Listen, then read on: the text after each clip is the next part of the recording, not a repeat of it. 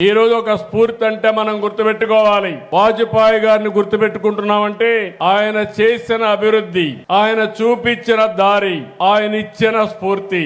అలాంటి పీపీపీ ద్వారా సంపద సృష్టిస్తే ఇప్పుడు నాయకులు కొంతమంది మాట్లాడుతున్నారు, ఏమీ తెలియని నాయకులు మాట్లాడుతున్నారు. మెడికల్ కాలేజీలు గాని హాస్పిటల్స్ వస్తే గవర్నమెంట్ ఆఫ్ ఇండియా చాలా స్పష్టంగా ఉన్నారు. ప్రపంచం అంతా కూడా చాలా స్పష్టంగా ముందుకు పోయారు. మెరుగైన సేవలు అందించాలంటే, సంపద సృష్టించాలంటే, ఉద్యోగాలు కల్పించాలంటే పీపీపీ మోడలే కరెక్ట్ అని ఇంతవరకు మనం 30 ఏళ్లుగా చూసాం. ఇప్పుడు ఇంప్రూవ్డ్ మోడల్ వచ్చి పీపీపీ వైబిలిటీ గ్యాప్ ఫండింగ్ కూడా ఈ రోజు ఒక రోడ్డు వేసాం.